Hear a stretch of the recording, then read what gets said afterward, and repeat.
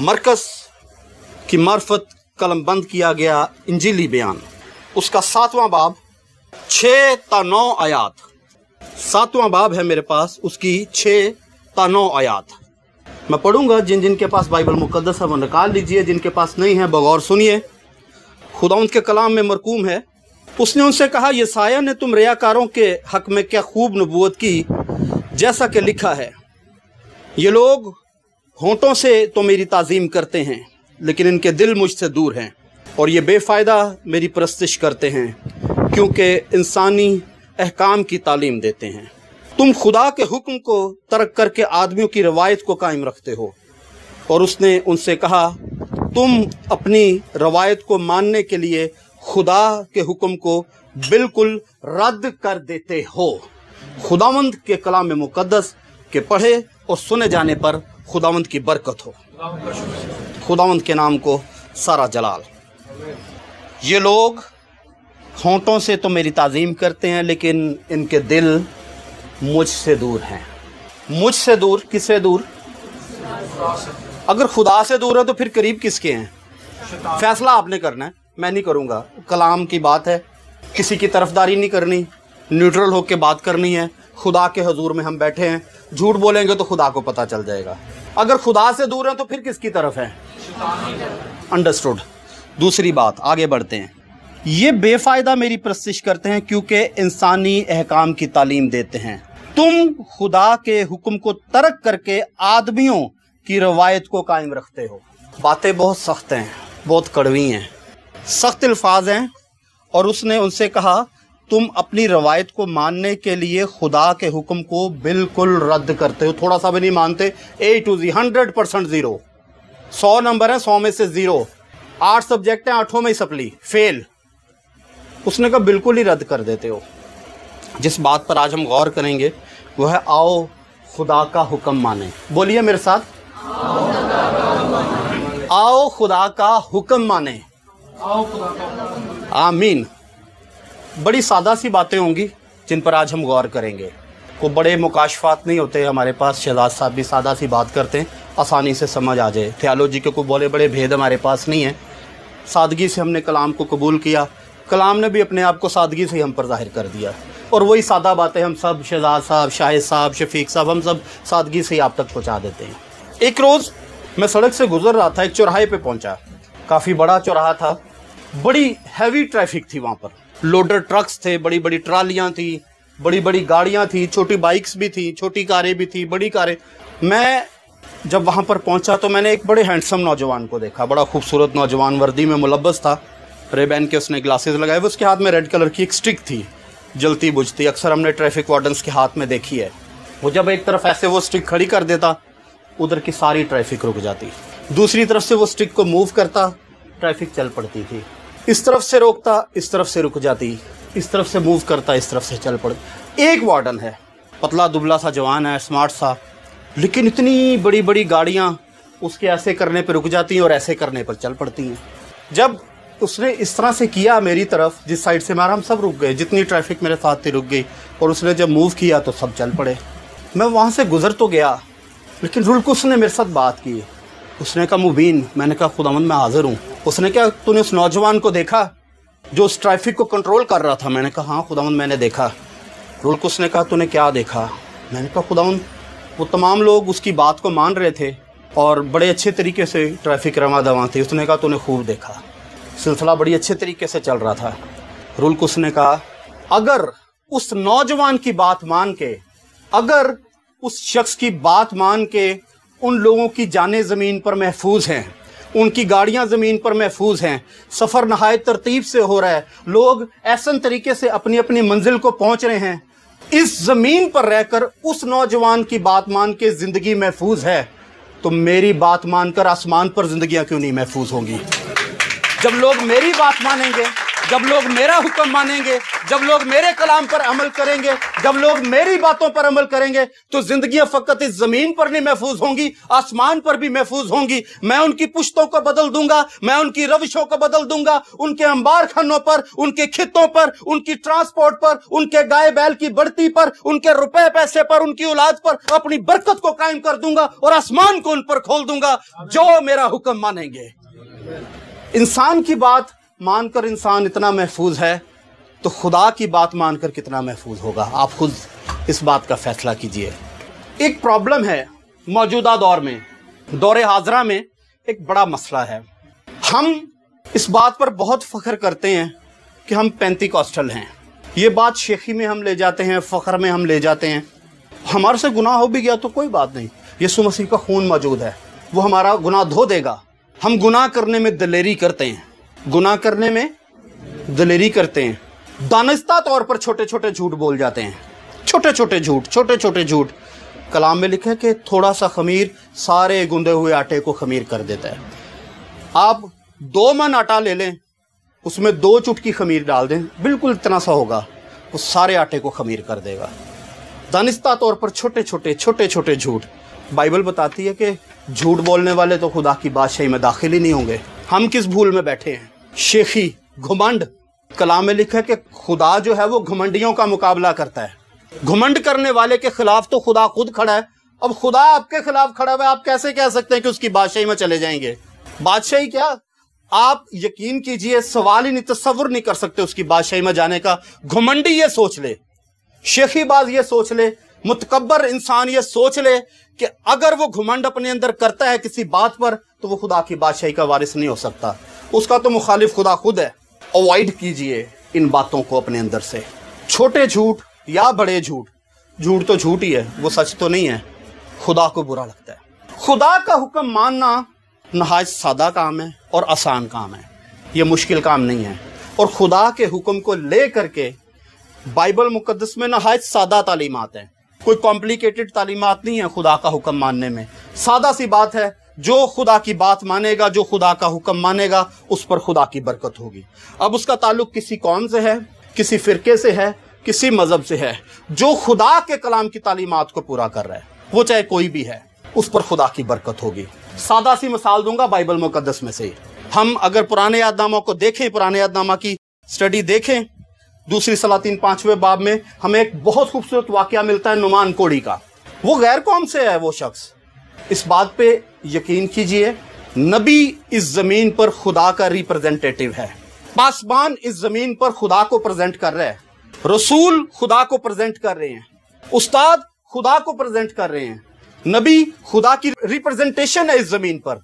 खुदा का बयान लोगों तक पहुंचाता है, खुदा की बात लोगों तक पहुंचाता है। नुमान कोड़ी के ताल्लुक से हम बाइबल मुकद्दस में पढ़ते हैं, शाह आराम का बादशाह है, किंग है आराम का। उसका एक जबरदस्त वॉरियर है, नुमान उसका नाम है। नुमान एक नहायत मोतबर आदमी है शाह आराम की नजर में। वो वैल्यू देता है नुमान को, रिस्पेक्ट देता है, क्योंकि कई जंगे नुमान के वसीले जीत चुका है वो। बाइबल मुकद्दस हमें बताती है कि एक लड़की को असीर करके लाए हैं अपने मुल्क में वो लोग, और वो नुमान की बीवी की खिदमत करती है। नुमान वॉरियर तो बहुत बड़ा है, जंगजू तो बहुत बड़ा है, तलवार बहुत अच्छी चलाता होगा, तीर बहुत अच्छे चलाता होगा, ढाल उसकी जबरदस्त होगी, बड़े जबरदस्त पावरफुल उसके मसल्स होंगे। लेकिन कलाम में लिखा उसको कोड़ था, वो कोड़ी था। उस लड़की ने कहा अपनी बीबी से, अपनी मालकिन से जिसकी वो खिदमत करती, उसने कहा काश कि मेरा आका उस मुल्क में होता, उस नबी के पास, तो वो उसके कोड़ को ठीक कर देता। बात बादशाह तक पहुंच गई कि इस लड़की ने ये बात की है। बादशाह ने शाह इस्राइल को लेटर लिखा। उसने कहा मेरा बंदा तेरे पास आ रहा है, डेलीगेट आ रहा है, इसको कोड़ से शिफा दे। जब शाह इस्राइल ने उस लेटर को पढ़ा, उसने अपने कपड़े फाड़ दिए, वो खुदा के हुजूर रोया। उसने ये बात की, उसने कहा कि देखो वो मुझसे जंग लड़ने का बहाना कर, मैं खुदा हूं जो किसी को शिफा दूं। वहां पर नबी आया, अलीशा, उसने कहा आने दे इसको आने दे जरा। अलीशा मर्दे खुदा है, मुतकबरा आदमी नहीं है, हलीम आदमी है, काइंड। नबी कभी मुतकबरे नहीं हो सकते, घमंडी नहीं हो सकते। उसने कहा इसको आने दे। अब नुमान साहब अलीशा के पास पहुंचे हैं, अलीशा उसके मिला भी नहीं। अब फी जमाना अगर किसी पादरी के पास बिल गेट्स पहुंचे तो पादरी तो किसी का निकाह पढ़ा रहा हो वो भी छोड़ के पहुंच जाएगा उसके पास, जो जी बिल गेट आया, मैं मिलूँ तो सही, जाके थोड़ी डोनेशन ही दे देगा चर्च को। नबी खुदा के ताबे है, नबी खुदा के हाथ के नीचे है। उसने नुमान की दौलत को, नुमान के रुतबे को, नुमान की प्रेजेंस को वैल्यू नहीं दी, उसने खुदा की प्रेजेंस को वैल्यू दी। उसने अपने शागिर्द को उसने कहा, जा इसको जाके कह दे कि यर्दन में जाके 7 गोते लगाए, ये ठीक हो जाएगा। नुमान इस बात पर माइंड कर गया। बड़ा आदमी था, शहाना आदमी था, इख्तियार वाला आदमी था। उसने कहा, मैंने तो सोचा था ये बाहर आएगा, मुझ पर अपने हाथ को हिलाएगा और मुझे शिफा देगा। इसने तो अंदर से क्या, मेरे मुल्क में दरिया क्या नहीं है? फरफर नहायत खूबसूरत दरिया है, अबाना खूबसूरत दरिया है, मैं यर्दन में जाके गोते लगाऊं? मिट्टी वाला दरिया है, इतना खूबसूरत भी नहीं, इतना बड़ा भी नहीं। और वो गुस्सा करके चला गया। लेकिन नुमान के खादमों ने कहा, सर नुमान साहेब, सिपा सलार साहेब, रिस्पेक्टेड सर, जनाब, मालिक, आका, अगर ये शख्स आपको कोई और मुश्किल काम करने को कहता तो क्या आप ना करते? तो उसने तो आपको फकत एक छोटा सा ही काम कहा है, तो आप कर दीजिए ना। नुमान ने उनकी बात मान ली, वो चला गया यर्दन पे। गैर कौम से ताल्लुक रखता है, खुदा की बात मानने चल निकला है नुमान। खुदा का हुक्म जो नबी के वसीले पहुंचा नुमान तक के, यर्दन में 7 गोते लगा। चल पड़ा है वो शख्स, पहला गोता लगाता है, शिफा नहीं, दूसरा गोता लगता है, फिर शिफा नहीं, तीसरा गोता लगता है, फिर शिफा नहीं, चौथा लगता है, फिर शिफा नहीं। लेकिन हुक्म 7 गोतों का है। नुमान जब गोता लगाता होगा वो देखता होगा कहीं कोड़ कम हुआ है कि नहीं हुआ, 5वें पे भी कोई शिफा नहीं, 6वें पे भी कोई शिफा नहीं, वो देखता होगा नबी ने कहा है 7 गोता। उसने जू ही 7वां गोता लगाया, उस गैर कौम वाले ने जू ही खुदा के कलाम पे अमल किया, खुदा के कलाम को पूरा किया, खुदा के हुक्म को पूरा किया, 7वां गोता लगाते बाहर आया तो कलाम में लिखा कि उसका कोड़ खत्म हो चुका था, उसका जिस्म बच्चे की मानिद हो गया, वो कोड़ से शिफा पा गया, गैर कौम से है। उसने अलीशा को कहा, उसने कहा, आज के बाद तू मेरे लिए एक मेहरबानी ये कर कि 2 खच्चर मिट्टी के मुझे दे दे, मैं एक मसबा बनाऊंगा और इसराइल के खुदा के लिए कुर्बानियां गुजरानूंगा। आज के बाद नुमान किसी खुदा को सिजदा नहीं करेगा। गैर कौम से ताल्लुक रखता है, सिर्फ बरकत यह है कि उसने खुदा के कलाम को पूरा किया, खुदा के कलाम को ओबे किया, खुदा के हुक्म को माना। वो कहता 6 में नहीं शिफा हुई तो 7वें में कैसे होगी, चलो चल पड़ते हैं। शिफा 7वें गोते पे ही होनी थी। खुदा के कलाम को पूरा करें। बाइबल मुकद्दस में अब इंसान है, एक सोसाइटी का कॉमन पर्सन है नुमान, उसका हुक्म मान लिया। एक हवाला बहुत स्ट्रॉन्ग रेफरेंस मिलता है हमें, अगर हम अनाजील में देखें, मत्ती की इंजील उसका 8वां बाब, कलाम में लिखा है कि यीशु किश्ती में सोया हुआ है, किश्ती झील में है और मौजें अब मौजजन हैं, तूफान आ गया है झील में। अब झील में तूफान है, किश्ती हचकोले खा रही है, डूब रही है और इधर उधर डोल रही है। शागिर्द यीशु के पास गए हैं, उन्होंने यीशु को हिलाया, उन्होंने कहा, खुदावंद यीशु उठ, हमें बचा, ये तूफान हमें डुबो देगा, हमें मार देगा। लिखा है यीशु सोया हुआ था पीछे, वो उठ के आया और उसने तूफान को झिड़का। कलाम में लिखा है कि हवा साकन हो गई, उसने उस कलाम को हुक्म दिया, वो थम गया। कलाम में आगे लिखा है कि ये कैसा आदमी है कि हवा और पानी भी इसका हुक्म मानते हैं। हवा भी हुक्म मानती है, पानी भी हुक्म मानता है, किसका? सरप्राइज है, यीशु कैसा जबरदस्त है। हवा भी कमांड को ओबे कर रही है, पानी भी कमांड को ओबे कर रहा है। बाइबल मुकद्दस एक और रेफरेंस देती है, इंसान ने हुक्म माना, नुमान ने उसने बरकत पाई। हवा ने हुक्म मान लिया, पानी ने हुक्म मान लिया। यीशु हैकल में है और एक शख्स में बदरू है, वो चिल्ला चिल्ला के कहना शुरू हो गया कि यीशु इब्ने दाऊद मुझ पर रहम कर, हमें खत्म ना कर, हमारी अदालत ना कर, हम पर रहम कर, हमें माफ कर। हम जानते हैं कि तू खुदा, बदरुएं कह रही है कि तू खुदा का कदूस है, तू खुदा का बेटा है, तू खुदा का फरजंद है। बदरुएं चिल्ला रही और कह रही है, और कलाम में लिखा है यीशु ने उसको झिड़का और उसको हुक्म दिया, और कलाम में लिखा है कि उसने उसको तरोड़ा मरोड़ा और उसमें से निकल गई। लोगों ने जब देखा उन्होंने कहा ये तो नई तालीम है, बदरुओं को भी इख्तियार के साथ हुक्म देता है और निकल जाती हैं। बदरुएं भी उसका हुक्म मानती हैं, तूफान हुक्म मानते हैं, पानी हुक्म मानते हैं, बदरूहें हुक्म मानती हैं, नुमान कोड़ी हुक्म मानता है। एक और रेफरेंस बाइबल मुकद्दस में से मत्ती की इंजील उसका 12वां बाब 13वीं आयत, कलाम मुकद्दस बताता है कि एक शख्स था जिसका हाथ सूखा हुआ था। सूखा हुआ जो हाथ होता है ना, सूखा हुआ हाथ, वो उससे कुछ भी नहीं कर सकते, वो वजन भी नहीं उठा सकता, शायद बमुश्किल मूव करता होगा या शायद मूव भी नहीं करता। ड्राई हैंड, सूख चुका है उसका हाथ, बिल्कुल इतनी सी हड्डी होगी, मांस भी शायद ऊपर ठीक से ना हो, सूखा हुआ हाथ है। यीशु मौजूद है उस जगह पर, लोग इल्जाम लगाने के लिए वेट कर रहे हैं। اس کو شفا دے گا تو اس کے اوپر الزام لگائیں گے. سبت کا دن ہے, اس کے اوپر الزام لگائیں گے. یسوع نے بڑے سادہ سے لفظوں میں بات کی. اس نے کہا سبت کے دن نیکی کرنا روا ہے. سبت کے دن کوئی اپنے جانور کو کھول کے کنویں پر لے جاتا ہے, اس کو پانی پلاتا ہے. سبت کے دن نیکی کرنا روا ہے. اس نے سوکھے ہاتھ والے کو حکم دیا, اس نے کہا اپنا ہاتھ بڑھا. سوکھے ہاتھ والے نے آرگومنٹ نہیں کیا, اس نے کہا خداوند, اس نے یہ نہیں کہا کہ میرا تو ہاتھ سوکھا ہے, یہ تو اٹھ بھی نہیں سکتا, یہ تو موو نہیں کر سکتا, میں اپنے ہاتھ کو ہلا نہیں سکتا.